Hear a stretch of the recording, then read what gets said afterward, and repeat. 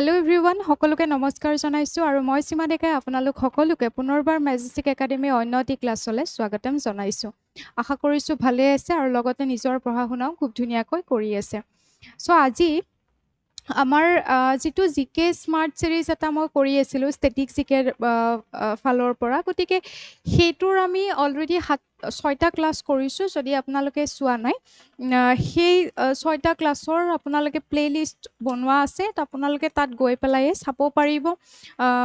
আমাৰ মেজেষ্টিক একাডেমিৰ এই চেনেলটোতে আপোনালোকে প্লেলিষ্টটো পাই যাব আৰু তাতে আপোনালোকে গুটেকিটা ক্লাছ কৰিব পাৰিব 6টা খুব ইম্পৰ্টেন্ট কোৱেশ্চন ডিসকাস কৰা আছিল তাত PYQs আছিলে আৰু লগতে প্ৰবেবল কোৱেশ্চন কিছুমানো আছিলে এতিয়া আমাৰ যেটো মেজেষ্টিক একাডেমি টেলিগ্ৰাম চেনেল মই আগতেও আপোনালোকক কৈছো যদি আপোনালোকৰ জয়েন হোৱা নাই তেতিয়া হলে আপোনালোকে ইয়াত আপোনালোকে জয়েন হ'ব পাৰিব যিকি নহওক আমাৰ ফাৰ্স্ট কোৱেশ্চনলৈকে গৈছো the Indus valley civilisation belong to the আমাৰ ক্ষমা কৰিব আজি অসমীয়াটো ইয়াত দি দিয়া নহল যিকি নহওক মই বুজাই দিম ইন্ডাস ভ্যালি সিভিলাইজেশন কোনটো এজত আছিলে বুলি আমাক যেনেকে কয় ষ্টোন এজৰ হয় নে ব্ৰঞ্জ এজৰ হয় নে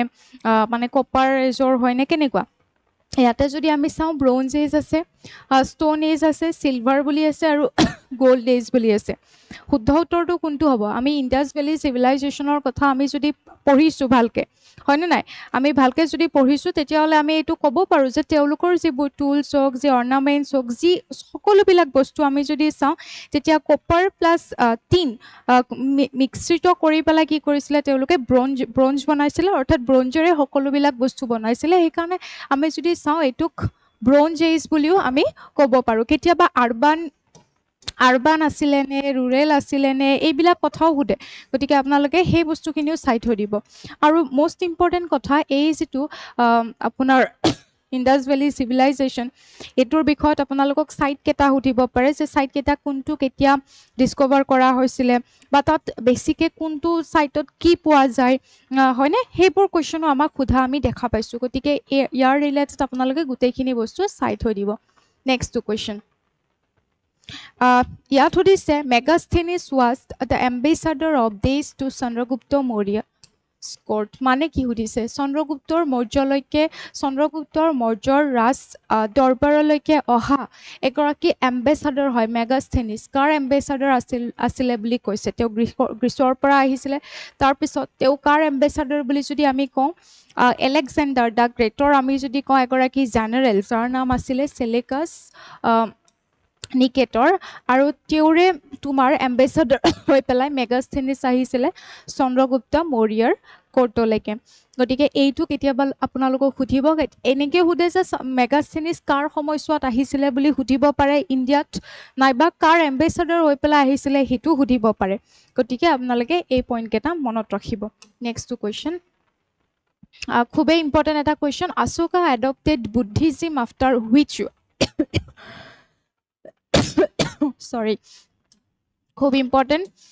এটা PYQs হয় যে Ashoka adopted Buddhism after which war কোনখন যুদ্ধৰ পিছত অশোকে কি কৰিছিলে আপোনাৰ বৌদ্ধ ধৰ্ম গ্ৰহণ কৰিছিলে আমি যদি চাও ইয়াতে অপচন কেটালৈকে যদি মন কৰো পানিপথৰ যুদ্ধ কলিংগ যুদ্ধ হালদিঘাটি যুদ্ধ নে প্লাচি যুদ্ধ এতিয়া তলৰটোলৈকে মন কৰো বেটেল অফ প্লাচি কেতিয়া হৈছিলে 1757ত তাৰ পিছত হালদিঘাটি যুদ্ধ আমাৰ 1574-76 মানত হৈছিলে হেই 74 পানিপথৰ যুদ্ধ যদি আমি চাও কেতিয়া হৈছিলে প্ৰথমখন পানিপথৰ যুদ্ধ 1526ত হৈছিলে প্ৰথম পানিপথৰ যুদ্ধ তো এতিয়া আপোনালোকে মন কৰকচোন অশোকা কেতিয়া আছিলে ইমান এতিয়া এইখিনি সময়তটো নাছিলে অশোকাক আমি জানো কিমান পুৰাণা ৰুলাৰ হয় না অশোকা দা গ্ৰেট এতিয়া একটা অপচনলৈকে চালে আমি ধৰিবই পাৰো এইকেটা নহয় বুলি সো যিখন আমাৰ কালিংগ যুদ্ধ হৈছিলে এই কালিংগ যুদ্ধৰ সময়তে যি তেওলোকৰ ক্ষয়ক্ষতি হৈছিলে যিমানখিনি তেওলোকৰ ধ্বংস হৈছিলে বা যিমান মানে তেজেৰে ৰাঙলি হৈ গৈছিলে মানুহ গতিকে তেতিয়া অশোকাই এটা মানে এনেকুৱা পথ বিচাৰিছিলে যিটো শান্তিৰ হ'ব বা অহিংসাৰ হ'ব, য'ত পিচ থাকিব, নন ভাইলেন্স থাকিব, তেনেকুৱা তেওঁ এটা খুব মানে উপযোগী এটা ৰাস্তা তেওঁ বিচাৰিছিলে, তেনেকুৱা ধৰণৰ এটা তেওঁ পথ বিচাৰিছিলে। কাৰণ এনেকুৱা যি ভাইলেন্স হওক বা এনেকুৱা ৱাৰ এইবিলাকৰ পৰা তেওঁ আঁতৰি পেলাই শান্তি আৰু নন ভাইলেন্স বিচাৰিছিলে। চ' সেইকাৰণে তেখেতে সেই পথটো তেওঁ ক'ত পাইছিলে, বুদ্ধিজিমৰ। চ' গতিকে তেওঁ এই কালিংগ যুদ্ধৰ পিছতে বুদ্ধিজিম কি কৰিছিলে, একচেপ্ট কৰিছিলে। চ' ইয়াতে আপোনালোকৰ কুৱেশ্যন আহিব পাৰে, কেতিয়াবা ক'ৰবাত এনেকুৱাকেও থাকে যে কালিংগ যুদ্ধৰ আগে তেওঁ বুদ্ধিজিম ধৰ্মটো লৈছিলে, বাট এইটো শুদ্ধ হয়, অপশ্যন বিটো আমাৰ শুদ্ধ হ'ব। নেক্সটটো, the battle of Plassey was 14। মই অলৰেডি আপোনালোকক ক'লোঁ, যিটো এটা এই বেটেল অফ প্লাচি এটা তোমাৰ কি হয়, তোমাৰ ৰিপিটেড কুৱেশ্যন, আৰু খুব ৰিপিটেড কুৱেশ্যন যে পলাশীৰ যুদ্ধ কেতিয়া হৈছিলে। আমি যদি চাওঁ 2019 চনৰ আছাম পুলিচতো এই কুৱেশ্যনটো আহিছিলে, বেটেল অফ প্লাচি কেতিয়া হৈছিলে, 19 নে কোনোবা এটা বৰ্ষত আহিছিলে আছাম পুলিচত, right. So' battle of Plassey যদি আমি মন কৰোঁ, সকলোৱে জানো অপশ্যন এইটো শুদ্ধ, 1757ত বেটেল অফ প্লাচি বা পলাশী যুদ্ধ হৈছিলে। মন কৰিব লাগিব, আমাক সুধি দিব পাৰে যে পলাশী যুদ্ধ কাৰ মাজত হৈছিলে। তেতিয়া আমি মনত ৰাখিম, ইষ্ট ইণ্ডিয়া কোম্পানীৰ ফালৰ পৰা যদি আমি চাওঁ, লিড কৰিছিলে কোনে, নেতৃত্ব লৈছিলে কোনে, ৰবাৰ্ট ক্লাইভে। আৰু এইফালে যদি আমি চাওঁ, এইফালে কোন আছিলে, আমাৰ যিটো বেংগলৰ নবাব আছিলে চিৰাজউদ্দৌলা, হয়নে নাই? চিৰাজউদ্দৌলা আছিলে কোন, বেংগলৰ নবাব আছিলে। চ' বেংগলৰ নবাবে তেওঁৰ আৰ্মিক লৈ পেলাই আৰু সেইফালে ৰবাৰ্ট ক্লাইভক লৈ পেলাই কি হৈছিলে, তোমাৰ বেটেলখন হৈছিলে। কিন্তু আমি যদি মন কৰোঁ, চিৰাজউদ্দৌলাৰ এগৰাকী মেইন যোনগৰাকী চিফ কমাণ্ডাৰ আছিলে আৰ্মিৰ, তেওঁ আছিলে কোন, মীৰ জাফৰ আছিলে। বাট মীৰ জাফৰ কেনেকুৱা ওলাল, মীৰ জাফৰে ধোকা দিলে নে নাই চিৰাজউদ্দৌলাক। চিৰাজউদ্দৌলাই ভাবি আছিলে তেওঁক হেল্প কৰিব, তেওঁৰতো চিফ কমাণ্ডাৰ মীৰ জাফৰ আছে। কিন্তু কি হ'ল, এওঁলোকৰ ইষ্ট ইণ্ডিয়া কোম্পানীয়ে তেওঁক যিমান মানে প্ৰলোভন দিলে, অমুকটো দিম তমুকটো দিম, চ' মীৰ জাফৰে চিৰাজউদ্দৌলাক ধোকা দি পেলাই মনে মনে এওঁলোকৰ লগত মানে মিলিত হৈছিলে। আৰু যাৰ বাবে সেই বেটেল অফ প্লাচিত তোমাৰ কি হৈছিলে, চিৰাজউদ্দৌলাৰ যিটো গ্ৰুপ, অৰ্থাৎ বেংগল অফ নবাব তোমাৰ কি হৈছিলে, হাৰি গৈছিলে। আৰু তেতিয়াই আমি যদি চাওঁ, এইখন বেটেলৰ জৰিয়তে ব্ৰিটিছে কি কৰিছিলে, আমাৰ ইণ্ডিয়াক তেওঁলোকৰ ডমিনেন্স মানে আৰম্ভ কৰিছিলে। তেওঁলোকে আমাক কি কৰিব ধৰিছিলে, লাহেকৈ পলিটিকেল হওক, গোটেই এডমিনিষ্ট্ৰেশ্যন তেওঁলোকে লাহে লাহে তেওঁলোকৰ কণ্ট্ৰল এষ্টাব্লিছ বা তেওঁলোকৰ অথৰিটি এষ্টাব্লিছ কৰিব ধৰিছিলে বেংগলৰ জৰিয়তে, ৰাইট। বেংগলত এই নবাবক হৰুৱাই পেলাই, কাৰণ তেওঁলোকে এই মীৰ জাফৰৰ হাতত লৈ পেলাইতো তেওঁলোকে এইটো কাম কৰিছিলে, মীৰ জাফৰক তেওঁলোকৰ ফলীয়া কৰি লৈছিলে। আৰু তাৰ বিনিময়ত মীৰ জাফৰক বেংগলৰ ৰুলাৰ পাতি দিছিলে, বাট তেওঁ কোনো ধৰণৰ ইণ্ডিপেণ্ডেণ্ট ৰুলাৰ টাইপ নাছিলে, তেওঁক পাপেট ৰুলাৰ টাইপ পাতি দিছিলে। Puppet ruler means East India company যি ক'ব সেইটোৱে মানিব লাগিব। আল্টিমেটলি কি হ'ল, ইষ্ট ইণ্ডিয়া কোম্পানী অৰ্থাৎ ব্ৰিটিছে নিজে কি কৰিব লৈছিলে, বেংগলত যিটো এডমিনিষ্ট্ৰেশ্যন, পলিটিকেল হওক, ইকনমিক, গোটেইখিনি তেওঁলোকে কণ্ট্ৰল কৰিব ধৰিছিলে বেটেল অফ প্লাচিৰ জৰিয়তে, অৰ্থাৎ ইণ্ডিয়াক ডমিনেন্স কৰিব তেওঁলোকে আৰম্ভ কৰিছিলে এইখন যুদ্ধৰ জৰিয়তে। খুবেই ইম্পৰ্টেণ্ট, সেইকাৰণে সুধি থাকিব পাৰে, কাৰ মাজত হৈছিলে সেইটো সুধিব পাৰে। তাৰ লগতে তোমাক এইটো সুধিব পাৰে, কোনে মীৰ জাফৰ কোন আছিলে সুধিব পাৰে, চিৰাজউদ্দৌলাৰ পিছত কাক ৰজা পাতি দিছিলে, বেংগলৰ নবাব পাতি দিছিলে, বাট পাপেট ৰুলাৰ টাইপ আছিলে। Anyway, next two question. ইয়াতে সুধিছে, হু ৰোট আনন্দ মাঠ। আনন্দ মাঠখন কোনে লিখিছিলে, বেংগলী সাহিত্য হয় এখন গ্ৰন্থ, সাহিত্যৰ গ্ৰন্থ এখন। কোনে লিখিছিলে, আমি জানো যে বংকিম চন্দ্ৰ চেটাৰ্জী বা বংকিম চন্দ্ৰ চট্টোপাধ্যায় লিখিছিলে। ইয়াত খালি আপোনালোকক কেতিয়াবা সুধিব পাৰে কি ধৰণৰ এইখন গ্ৰন্থ, এখন তোমাৰ দেশপ্ৰেমমূলক জাতীয়তাবোধৰ ওপৰত এইখন এখন গ্ৰন্থ আছিলে, য'ত আমাৰ য'ত নেশ্যনেল যিটো ছং হয়, নেশ্যনেল ছং আমাৰ কি হয়, বন্দে মাতৰম। চ' বন্দে মাতৰম কি হৈছিলে, ইয়াত প্ৰথমতে ইন্ট্ৰডিউচ কৰা হৈছিলে এই তোমাৰ আনন্দ মাঠ যিখন বেংগলী সাহিত্যৰ গ্ৰন্থ, সেইখনৰ জৰিয়তে। গতিকে এইখিনি কেতিয়াবা সুধিব পাৰে। নেক্সটটো, এইবাৰ সুধিছে, which is the largest plateau in India. So' আমাৰ ইণ্ডিয়াৰ চবতকৈ ডাঙৰ মালভূমিটো কোনটো, প্লেটিউ মিন কি, মালভূমি ইয়াৰ পৰা এই কোৱেশ্চনটো আহি থাকে ইয়াৰ পৰা বিভিন্ন ধৰণে কোৱেশ্চন আহে লাৰ্জেষ্ট প্লেটিউ সুধে ডাঙৰ মালভূমিটো সুধে তাৰ লগতে আমাৰ ভাৰতৰ সৰ্বোচ্চ প্লেটিউটো সুধে ওখ প্লেটিউটো সুধে আৰু ডাঙৰ প্লেটিউটো সুধে যেহেনাখন মই আপোনালোকক এটা ক্লাছ কৰাইছিলোঁ এই কোৱেশ্চনটো এইটো ৰিলেটেড এটা কোৱেশ্চন দিছিলোঁ আমি যদি চাওঁ লাৰ্জেষ্ট প্লেটিউ বুলি ক'লে আমাৰ যিটো ইণ্ডিয়ান পেনিনচুলাৰ আমাৰ এনেকুৱা যোনটো এইখিনি অঞ্চলত যিটো আছে এনেকুৱাকে তিনিকোণীয়াকে হয়নে নাই চ' এইটো ডেকান প্লেটিউ যিটো আমাৰ সেইটো হৈছে আমাৰ ভাৰতৰ চবতকে ডাঙৰ প্লেটিউ আৰু চবতকে যদি ওখ প্লেটিউ যদি সোধে তাৰমানে ওখ জেগাত থকা এনেকুৱাও নহয় বাৰু মই প্লেটটো কেনেকুৱা ওখ সমান হয়নে নাই ওখ সমান গতিকে আমাক যদি সোধে চবতকে ওখ প্লেটিউটো তেতিয়াহ'লে কি হ'ব লাডাখ প্লেটিউ ঠিক আছে লাডাখ প্লেটিউটো হৈছে চবতকে ওখ প্লেটিউ হ'ব আৰু ইয়াতে আমি যদি চাওঁ ডেকান প্লেটিউটো হৈছে চবতকে লাৰ্জেষ্ট প্লেটিউ এতিয়া আপোনালোকক কুৱেশ্যন আহিব পাৰে অনলি প্লেটিউ ইন আছাম কি হ'ব পাৰে অনলি প্লেটিউ ইন আছাম অসমৰ একমাত্ৰ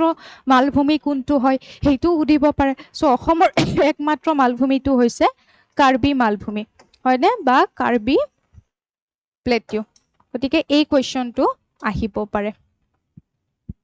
ক্লিয়াৰ হ'ল নে চ' আমি নেক্সট কুৱেশ্যনলৈকে গৈছোঁ সৰি এবাৰ সুধিছে the eastern most longitude of India is চোৱা ইয়াতে এইটো এটা ইম্পৰ্টেণ্ট কুৱেশ্যন যে আমাৰ ভাৰতৰ আমি যদি লোকেশ্যন চাওঁ আমি লোকেশ্যন ভিত্তি কৰি আমাৰ হেৰি কৰিবৰ কাৰণে আমি গ্লোবটোত এনেকৈ যদি চাওঁ মাজেৰেতো ইকুৱেটৰডাল আছে বাকী যোনকেইডাল থাকিব ইমাজিনাৰী লাইন আমি কওঁ যে লেটিটিউড এনেকৈ যোনকেইডাল নৰ্থ পলৰ পৰা চাউথ পললৈকে থাকিব এইকেইডালক আমি কওঁ যে লংগিটিউড এতিয়া আমি জানো ইণ্ডিয়াৰ লোকেশ্যন আমি ইণ্ডিয়াৰ অৱস্থিতিটো কোনখিনিত ক'ব পাৰোঁ এক ছেকেণ্ড ইণ্ডিয়াৰ অৱস্থিতিটো যদি আমি চাওঁ এইখিনি পাৰ্টত আমি কি ক'ব পাৰোঁ ইণ্ডিয়াৰ অৱস্থিতিটো তাৰমানে কি কোনফালে আছে আমাৰ যদি চাওঁ লংগিটিউড হ'লে এইফালে তোমাৰ এইফালে যদি আমি চাওঁ নৰ্থ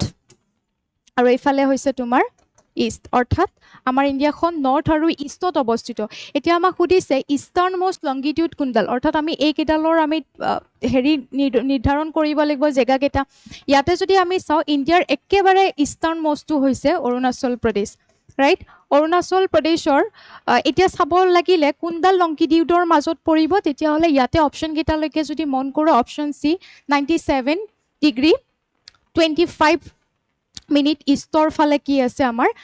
ইণ্ডিয়াখন সেইখিনিলৈকে বিস্তৃত হৈ আছে এতিয়া যদি আমি মন কৰোঁ আমাক ইয়াত কুৱেশ্যন সুধিব পাৰে ৱেষ্টাৰ্ণ মোষ্ট কোনটো হ'ব পাৰে অৰ্থাৎ ইণ্ডিয়াৰ একেবাৰে এই পৰ্চনটোলৈকে যদি চাওঁ কোনডাল লংগিটিউড আছে এইখিনিত কোনখিনি পৰিব তেতিয়াহ'লে আমাৰ ইয়াতে অপশ্যনত 8 থকাটো হ'ব 68 ডিগ্ৰী 7 ইষ্টৰ ফালে থকাডাল ঠিক আছে ইফালে ইষ্ট আৰু যদি আমি চাওঁ আমাক যদি সুধে অসমৰটো তেতিয়া আমি কি লিখিম আমাৰ অসমৰ লোকেশ্যনটো সুধি থাকে অসমৰ অৱস্থিতিটো সুধিব পাৰে কোনডাল লংগিটিউড আৰু কোনটো লেটিটিউডৰ মাজত আছে চ' লংগিটিউড হ'লে আমি কোনটো দিশ নিৰ্ধাৰণ কৰিম ইষ্ট আৰু লেটিটিউড আমাৰ এইফালে নৰ্থ আৰু চাউথ হয়নে নাই চ' ইণ্ডিয়াখন আৰু অসমৰ জেগাটো আমি নিৰ্ধাৰণ কৰিব লাগিব so' next question The concept of fundamental rights in the Indian Constitution is borrowed from. Amar fundamental rights বা মৌলিক অধিকাৰৰ কনসেপ্টটো আমি কৰ পৰা borrow কৰিছিলো USA, UK, Ireland নে কানাডা আমি আমাৰ ফান্ডামেন্টাল ৰাইটছটো কৰ পৰা borrow কৰিছো বুলি যদি আমি চাওঁ তেতিয়াহ'লে আমি মন কৰিব লাগিব যে এইটো আমি এই কুৱেশ্যনটো ৰিপিটেডলি পাওঁ ফান্ডামেন্টাল ৰাইটছ আমাৰ ভাৰতৰ সংবিধানৰ ফান্ডামেন্টাল ৰাইটছ বা মৌলিক অধিকাৰ যিটো প্ৰভিজন সেইটো কৰ পৰা borrow কৰা বুলি ক'লে আমি এই প্ৰভিজনটো মই সকলোৱে জানি USA ৰ পৰা borrow কৰিছিলে কিন্তু ইয়াতে কেতিয়াবা আমাক অপশ্যনত এনেকুৱাকেও দিব পাৰে বিল অফ ৰাইটছ বুলি এতিয়া কথাটো হ'লে বিল অফ ৰাইটছ মানে কি হয় আমাক অপশ্যনত তেনেকৈ থাকিব পাৰে বিল অফ ৰাইটছ তেনেকৈও দিব পাৰে কিহৰ অনুপ্ৰাণিত হৈ পেলাই লোৱা হ'ল এনেকৈও থাকিব পাৰে এটা মই আপোনালোকক আগৰ ক্লাছত মেগনা কাৰ্টা বুজাইছিলোঁ পৰৱৰ্তী সময়ত মই সেইটো বুজাম আজি মই বিল অফ ৰাইটছৰ কথা এবাৰ বুজাই দিছোঁ এতিয়া যদি চাই প্ৰথমতে আমেৰিকাৰ যেতিয়া কনষ্টিটিউশ্যনখন লোৱা হৈছিলে 89 মানত তেতিয়া কি হৈছিলে তোমাৰ তেতিয়া কনষ্টিটিউশ্যনখন লোৱাৰ সময়ত কোনো ধৰণৰ ফাণ্ডামেণ্টেল ৰাইটছ কোনো ধৰণৰ প্ৰভিজন নাছিলে ইউ এছ এৰ যেতিয়া কনষ্টিটিউশ্যনখন তেওঁলোকে এডপ্ট কৰিছিলে বা এডপ্ট কৰোঁতে কোনো ধৰণৰ বা যেতিয়াৰ পৰা কাৰ্যকৰী হৈছিলে তেতিয়াৰ পৰা কোনো ধৰণৰ ফাণ্ডামেণ্টেল ৰাইটছ নাছিলে কিন্তু কি হৈছিলে জেমছ মেডিচন যাক আমি ইউ এছ এৰ কনষ্টিটিউশ্যনৰ ফাদাৰ বুলি কওঁ তেখেতৰ এফৰ্টত আৰু লগতে তেনেকুৱাকৈ কি হৈছিলে 10টা এমেণ্ডমেণ্ট হৈছিলে তোমাৰ ইউ এছ এৰ কনষ্টিটিউশ্যনত ঠিক আছে 10টা এমেণ্ডমেণ্ট হৈছিলে আৰু সেইটোৰ জৰিয়তে বিল অফ ৰাইটছ অৰ্থাৎ চিটিজেনৰ কি থাকিব লাগিব কিছুমান অধিকাৰ থাকিব লাগিব কাৰণ আৰম্ভণিতে কোনো ধৰণৰ অধিকাৰ নাগৰিকৰ অধিকাৰৰ কথা কোৱা নাছিলে ইউ এছ এৰ কনষ্টিটিউশ্যনত তাত চৰকাৰ কেনেকুৱা হ'ব বা কি ধৰণৰ সীমাবদ্ধতা থাকিব কি পাৱাৰ্ছ ফাংচনছ থাকিব সেইবোৰ কোৱা হৈছিলে বাট চিটিজেনৰ কোনো ধৰণৰ ৰাইটছ কোৱা হোৱা নাছিলে বাট 1792 মানত কি হৈছিলে 10টা এমেণ্ডমেণ্ট হৈছিলে ইউ এছ এৰ কনষ্টিটিউশ্যনত তেতিয়া বিল অফ ৰাইটছ বুলি তাত কি কৰা হৈছিলে ইনক্লুড কৰা হৈছিলে য'ত চিটিজেনৰ ৰাইটছৰ কথা কৈছিলে গতিকে সেই বিল অফ ৰাইটছ যিটো যাক আমি য'ত ফাণ্ডামেণ্টেল ৰাইটছসমূহ কি কৰা হৈছিলে ইনক্লুড কৰা হৈছিলে আৰু এই বিল অফ ৰাইটছৰ পৰাই তোমাৰ কি হৈছিলে আমাৰ ইনস্পায়াৰ্ড হৈ পেলাই অৰ্থাৎ তাৰ পৰাই আমাৰ ফাণ্ডামেণ্টেল ৰাইটছটো বৰো কৰা হৈছিলে চ' অপশ্যন এটো কি হ'ব ইউ এছ এ হ'ব আৰু মই আপোনালোকক পিছৰ সময়ত যিটো আমি যে কওঁ আমাৰ ইণ্ডিয়ান কনষ্টিটিউশ্যনৰ part 3 Magna Carta of the Indian constitution বুলি কওঁ এইটো আপোনালোকে মনত ৰাখিব ইয়াক কিয় কোৱা হয় মই আগৰ ক্লাছত বহুত আপোনালোকক বুজাইছোঁ ডিটেইলছত বুজাইছোঁ কি আছিলে মেগনা কাৰ্টা এখন চাৰ্টাৰ আছিলে হয়নে নাই ডিক্লাৰেশ্যন আছিলে য'ত আমি যদি চাওঁ এই মেগনা কাৰ্টাৰ পৰা অনুপ্ৰাণিত হৈ পেলাইও প্ৰায়বোৰ দেশৰে ফাণ্ডামেণ্টেল ৰাইটছ লোৱা হৈছিলে এই মেগনা কাৰ্টা আছিলে 1215ৰে এখন চাৰ্টাৰ হয় তাত যিগৰাকী কিং জন আছিলে তেওঁ খুব মানে ক্ৰুৱেল তেনেকুৱা আছিলে তাৰ মিনিষ্টাৰ্ছবিলাকক কোনো ধৰণৰ ৰাইটছ নাছিলে মানে ৰজা আছিলে তো কিং জন বাকী তেওঁৰ এছিষ্ট কৰিব যিমান যি মিনিষ্টাৰ আছিলে তেওঁলোকে যদি তেওঁৰ কথা নুশুনে বা তেনেকুৱা তেতিয়া তেওঁলোকক ধৰি লোৱা বন্ধ কৰি দিলে তোমাৰ বন্দী কৰি ৰাখিলে তাৰপিছত তেওঁলোকৰ সম্পত্তিবিলাক লৈ ল'লে এনেকুৱা আছিলে তেতিয়া প্ৰত্যেক জেগাৰ পৰাই মিনিষ্টাৰ হওক অন্য মানুহো হওক তেওঁলোকে কি কৰিছিলে এই কিংজনক বান্ধি পেলাই তোমাৰ এনেকুৱা এখন চাৰ্টাৰ দি দিছিলে যে চিটিজেন মানে কি তাত থকা প্ৰজাসমূহক কি লাগিব ৰাইটছ লাগিব তাত থকা প্ৰজাসমূহক বহুত ক্ষেত্ৰত ৰাইটটো ফ্ৰীডম অফ এক্সপ্ৰেছন এনেকুৱা বিভিন্ন ধৰণৰ ৰাইটছ লাগিব বুলি তেওঁলোকে কৈছিলে আৰু সেইখনকে কোৱা হয় মেগনা কাৰ্টা বুলি সেই মেগনা কাৰ্টাৰ পৰাই তোমাৰ কি হৈছিলে পৰৱৰ্তী সময়ত বিভিন্ন দেশৰ ফাণ্ডামেণ্টেল ৰাইটছসমূহ এই মেগনা কাৰ্টাৰ পৰাই অনুপ্ৰাণিত হৈ পেলাই লোৱা হৈছিলে এতিয়া কথাটো হ'ল সেইকাৰণে আমাৰ ইণ্ডিয়ান কনষ্টিটিউশ্যনৰ পাৰ্ট 3 কেতিয়াবা Magna Carta of the Indian constitution বুলি কোৱা হয় সেইকাৰণে মই আপোনালোকক এইখিনি ক্লিয়াৰকৈ কৈ দিছোঁ next question GDP stands for very easy এইটো সকলোৱে পাৰিব গ্ৰছ ডমেষ্টিক প্ৰডাক্ট এতিয়া আহা আমি নেক্সটটো কুৱেশ্যন চাওঁ ইছৰ' ষ্টেণ্ড ফৰ এতিয়া ইছৰৰ ফুল ফৰ্ম কি সুধিছে Indian space research organisation international space research office Indian science research organisation Indian satellite research office এতিয়া শুদ্ধ উত্তৰটো কি হ'ব অপশ্যন এ হ'ব আৰু ইয়াৰে হেডকোৱাৰ্টাৰ ক'ত আছে হেডকোৱাৰ্টাৰ আছে বেংগালুৰুত হয়নে চ' ইছৰৰ কথা কেতিয়াবা সুধিব পাৰে next question DRDO works under which ministry এতিয়া কি হয় এইটো তোমাৰ defence research and development organisation year full form ঠিক আছে defence research and development organisation year full form হয় এতিয়া কথাটো হ'ল এইটো কোনটো মিনিষ্ট্ৰীৰ আণ্ডাৰত আহিব বুলি যদি সোধে এইটো মিনিষ্ট্ৰী অফ ডিফেন্স যিটো আমাৰ প্ৰতিৰক্ষা বাহিনী বা প্ৰতিৰক্ষা মন্ত্ৰী আছে সেইটো বিভাগত কি আহিব এইটো কাম কৰিব নেক্সটটো সেবি ৰেগুলেটছ হুইচ ছেক্টৰ এতিয়াতো এই বৰ্তমান সময়ত সেবিৰ কথা সকলোৱে জানে বুলি মই আশা কৰিছোঁ কাৰণ সেবিয়ে কি কৰে ইনভেষ্টৰৰ ইণ্টাৰেষ্ট তোমাৰ সিকিউৰ কৰিব হয়নে নাই সেই বস্তুটো যাতে সিকিউৰ থাকে অৰ্থাৎ ষ্টক মাৰ্কেট ৰেগুলেট কৰে কিন্তু এইটো এটা বৈধ অৰ্থাৎ সেবি প্ৰথমতে এটা তোমাৰ ষ্টেটিউটৰী বডি নাছিলে আমি যদি চাওঁ 1988তে ইয়াৰ ফৰ্ম হৈছিলে বাট তেতিয়া ষ্টেটিউটৰী ষ্টেটাছ পোৱা নাছিলে সেবিয়ে 1992তে এখন এক্ট পাছ হৈ পেলাই ষ্টেটিউটৰী ষ্টেটাছ পাইছিলে অৰ্থাৎ বৈধ সংস্থা হিচাপে পাৱাৰ্ছ এণ্ড গোটেইখিনি তেওঁলোকে লাভ কৰিছিলে বৈধভাৱে 1992 কেতিয়াবা এইটো সুধিব পাৰে এতিয়া সেবি কোনটো ছেক্টৰ ৰেগুলেট কৰে বুলি ক'লে আমি খুবেই ইম্পৰ্টেণ্ট ষ্টক মাৰ্কেট আজিৰ দিনত হয়তো এইটো কুৱেশ্যন সুধিব পাৰে, খুবেই ইম্পৰ্টেণ্ট হয় দেই। নেক্সটটো The study of earthquake is called seismology. তাৰপিছত মেট্ৰলজি, ইকলজি নে জিঅ'লজি? ইয়াতে শুদ্ধ উত্তৰ কি হ'ব? অপশ্যন এ, এইটো সকলোৱে জানে, এইটো এটা PYQজো হয়, প্ৰায় আহি থাকে। এই জোখা কোনটোৰে কি জোখা হয় এইবোৰ কুৱেশ্যন আমি যদি চাওঁ দেখিয়ে থাকোঁ। নেক্সটটো the full form of BARC, ইয়াৰে ফুল ফৰ্ম কি হয়? এইটো হৈছে তোমাৰ প্ৰথমতে নামটো বেলেগ আছিলে, এটমিক এনাৰ্জি এষ্টাব্লিছমেণ্ট, এনেকুৱাকৈ প্ৰথম নামটো বেলেগ আছিলে, বাট আফটাৰ 1966 কি কৰা হৈছিলে? ৰিনেম কৰা হৈছিলে সেই অৰ্গেনাইজেশ্যনটো। যিটো আমি জানো ইণ্ডিয়াৰ মানে নিউক্লিয়াৰ প্ৰগ্ৰেমৰ ফাদাৰ বুলি ক'লে আমি কাক জানো? ইণ্ডিয়াৰ নিউক্লিয়াৰ তোমাৰ প্ৰগ্ৰেমৰ ফাদাৰ বুলি ক'লে আমি হোমি জে ভাবাক জানো, ৰাইট? চ' হোমি জে ভাবাৰ নামতে তোমাৰ কি কৰা হৈছিলে? সেই চেণ্টাৰটো ৰিনেম কৰা হৈছিলে, অৰ্থাৎ ভাবা এটমিক ৰিচাৰ্চ চেণ্টাৰ। মনত ৰাখিব যে আমি যিহেতু ইণ্ডিয়াৰ নিউক্লিয়াৰ প্ৰগ্ৰামৰ ফাদাৰ বুলি হোমি জে ভাবাক আমি কি বুলি জানো? হোমি জাহাংগীৰ ভাবাক আমি কি বুলি জানো? ইণ্ডিয়াৰ নিউক্লিয়াৰ প্ৰগ্ৰেমৰ ফাদাৰ বুলি জানো। গতিকে তেখেতৰ নামতে 1966ৰ পিছত সেইটোক ৰিনেম কৰিবলৈ ভাবা এটমিক ৰিচাৰ্চ চেণ্টাৰ কৰা হৈছিলে। ফুল ফৰ্ম সুধিব পাৰে ইয়াৰে। Next question, central vigilance commission was establish. এতিয়া চেণ্ট্ৰেল ভিজিলেন্স কমিশ্যন কি হয়? CVC, এইটো হয় কি? কিহৰ বিষয়ে কিহৰ বাবে কাম কৰে? আমি যদি চাওঁ কি বস্তু ইনভেষ্টিগেট কৰে? কৰাপশ্যন, হয়নে নাই? কৰাপশ্যন, তাৰ লগতে পাব্লিক এডমিনিষ্ট্ৰেশ্যনত যাতে একাউণ্টেবিলিটি মেইনটেইন থাকে, খুব স্বচ্ছতা থাকে, সেই বস্তুটোৰ কাৰণে তোমাৰ চেণ্ট্ৰেল ভিজিলেন্স কমিশ্যনে চকু দিব, ইনভেষ্টিগেট কৰিব। গতিকে এই বস্তুটো কেতিয়া এষ্টাব্লিছ হৈছিলে? 1964, 1968, 1972 নে 1980? খুবেই এটা ইম্পৰ্টেণ্ট তোমাৰ এটা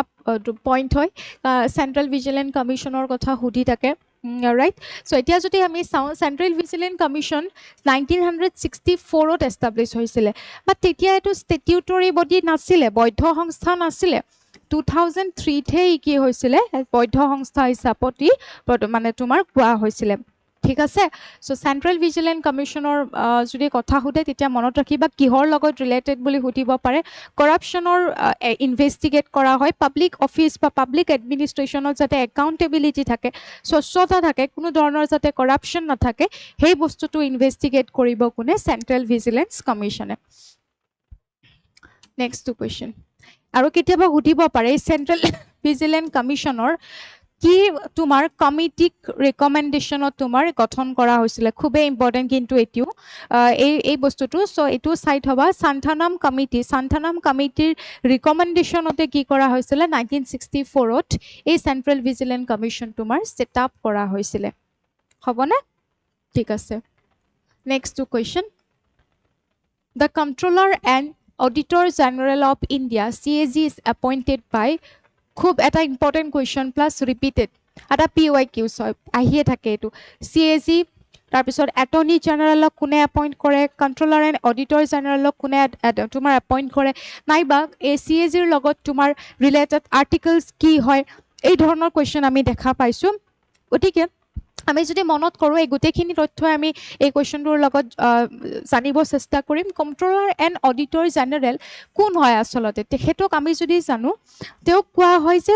guardian of the public purse বুলি কোৱা হয়। তেওঁ আমাৰ মানুহৰ, আমাৰ জনসাধাৰণৰ পাৰ্চৰ তেওঁক গাৰ্জেন বুলি কোৱা হয়, অভিভাৱক বুলি কোৱা হয়। কিয়? কাৰণ তেখেতে কি কৰিব? গভৰ্ণমেণ্টৰ, চেণ্ট্ৰেল হওক বা ষ্টেট গভৰ্ণমেণ্টৰ হওক, তেখেতে কি কৰিব? তোমাৰ এইটো অডিট কৰিব, ৰাইট? সেই ফাইনেন্সিয়েল কিমান এক্সপেণ্ডিচাৰ কি আছে গোটেইখিনি কি কৰিব? অডিট কৰিব। তাৰপিছত সেই ৰিপৰ্টটো ছাবমিট কৰিব পাৰ্লিয়ামেণ্ট হওক বা ষ্টেট লেজিছলেচাৰ হওক ফৰ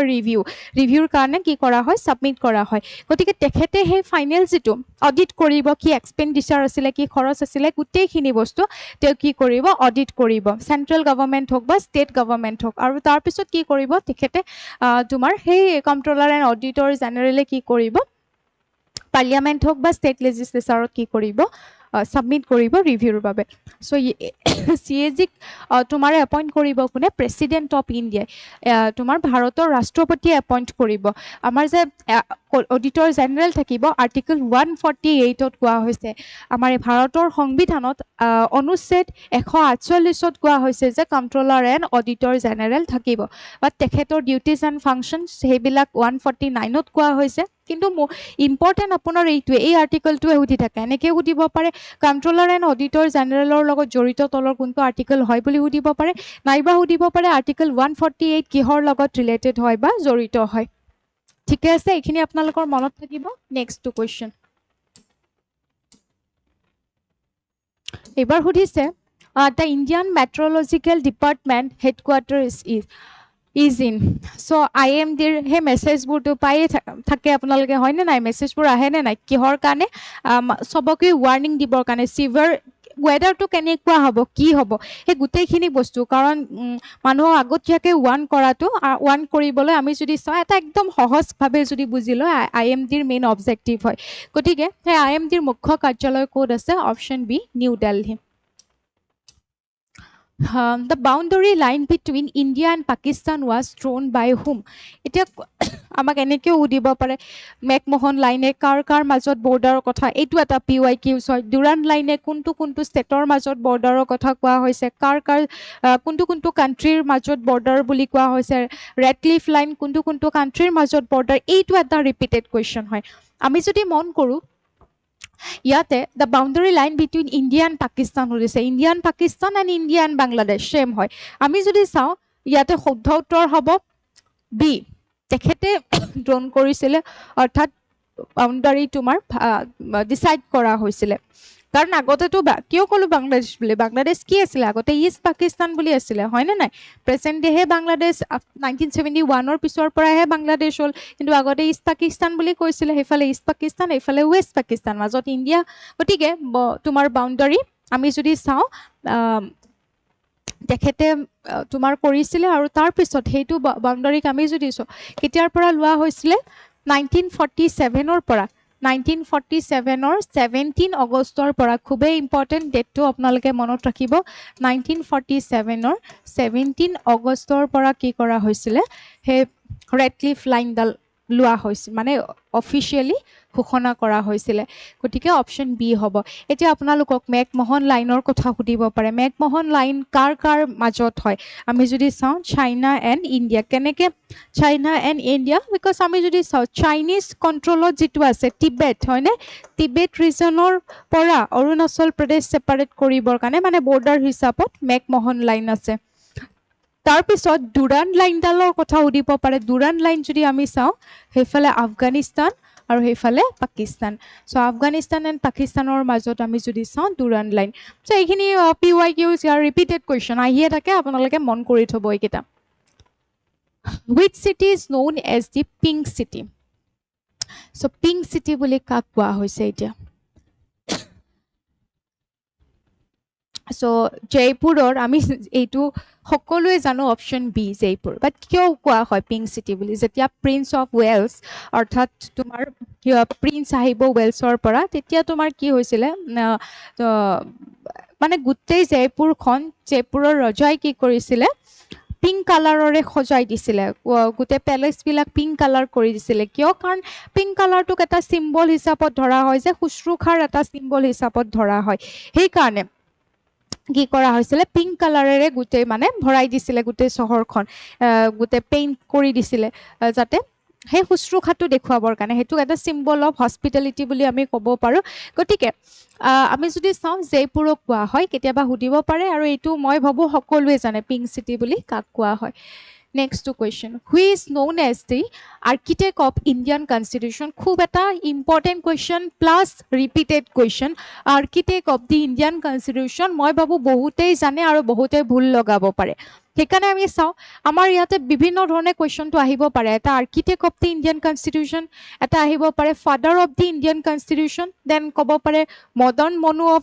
মদন মনু বুলি ক'ব পাৰে কাক মদন মনু বুলি কোৱা হয় সো একেটাই এনচাৰ হ'ব ডক্টৰ BR আম্বেদকাৰক আমি কওঁ architect of the Indian constitution কিন্তু কিয় কওঁ কাৰণ আমি যদি চাওঁ আমাৰ যিখন মেইন মানে ড্ৰাফ্ট কৰিছিলে কনষ্টিটিউশ্যনখন কোন আছিলে জড়িত ড্ৰাফটিং কমিটি আৰু এই ড্ৰাফটিং কমিটিৰে আমি যদি চাওঁ চেয়াৰমেন কোন আছিলে চেয়াৰমেন আছিলে ডক্টৰ বি আৰ আম্বেদকাৰ তেখেতৰ যি টায়াৰলেছ এফৰ্ট আছিলে সমাজত মানে যিটো ছ'চিয়েল জাষ্টিছ এষ্টাব্লিছ কৰিবৰ কাৰণে সমতা আনিবৰ কাৰণে তেখেতৰ যি কাম আছিলে তেখেতৰ যি এফৰ্টছ আছিলে তাৰ লগতে আনটাচেবিলিটি দূৰ কৰা মানে এইবিলাকত তেখেতৰ এক বিশেষ ভূমিকা আছিলে ডিডাক্টিভ প্ৰিন্সিপলছ আমাৰ ইয়াত এড কৰিবৰ কাৰণে সংবিধানত সংযোজন কৰিবৰ কাৰণে বিভিন্ন ক্ষেত্ৰত তেখেতৰ যে বিশেষ অৰিহণা আছিলে বা তেওঁৰ যি টায়াৰলেছ এফৰ্ট আছিলে গোটেইখিনি বস্তু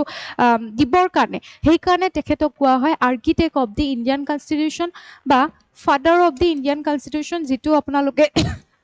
এডিআৰই গ্ৰেড 4তো পাইছে কুৱেশ্যনটো আহিছিলে father of the Indian constitution architect same হৈ যায় আপোনালোকে খালি মনত ৰাখিব next two question The Make in India initiative was launched in which year? Make in India আপোনালোকে জানে কেতিয়া লঞ্চ কৰা হৈছিলে 2014 হ'বনে 2014ত কি কৰা হৈছিলে লোৱা হৈছিলে ইনিচিয়েটিভটো সো মই ভাবো এইকেইটা কুৱেশ্যন আপোনালোকে ধৰিব পাৰিছে আৰু ইয়াতে আমাৰ ষ্টেটিষ্টিকৰ পৰা আৰু বিভিন্ন ধৰণৰ কুৱেশ্যন আহে সেইসমূহ মই আপোনালোকক পৰৱৰ্তী সময়ত কাৰণ এইকেইটা ক্লাছততো সম্ভৱ নহয় গোটেইবোৰ দিয়াটো আমি এই ধৰণে আমি অলপ অলপকৈ পঢ়ি যাম আৰু আমাৰ বিভিন্ন এৱাৰ্ডছ এণ্ড স্পৰ্টছ এইবিলাকৰ পৰাও আমি কুৱেশ্যন দেখোঁ মানে ষ্টেটিক পৰ্চন বিশেষ বঁটা সন্মান তাৰপিছত খেল এইবিলাকৰ পৰা যিহেতু আমি কুৱেশ্যন দেখিছোঁ আৰু বিভিন্ন ধৰণৰ ইণ্টাৰনেশ্যনেল অৰ্গেনাইজেশ্যনবিলাক বা এজেঞ্চিজবিলাক সেইবিলাকৰ ওপৰতো আমি কুৱেশ্যন দেখিছোঁ গতিকে সেইবিলাকৰ ওপৰতো মই পৰৱৰ্তী সময়ত টপিক ৱাইজ মই ক্লাছ লৈ আহিম গতিকে আপোনালোক মেজেষ্টিক একাডেমীৰ সৈতে জড়িত হৈ থাকিব আৰু ইমান ধুনীয়াকৈ ক্লাছটো চোৱাৰ বাবে থেংক ইউ ছ' মাছ পুনৰ এটি ক্লাছত আপোনালোকক লগ পাম বাই বাই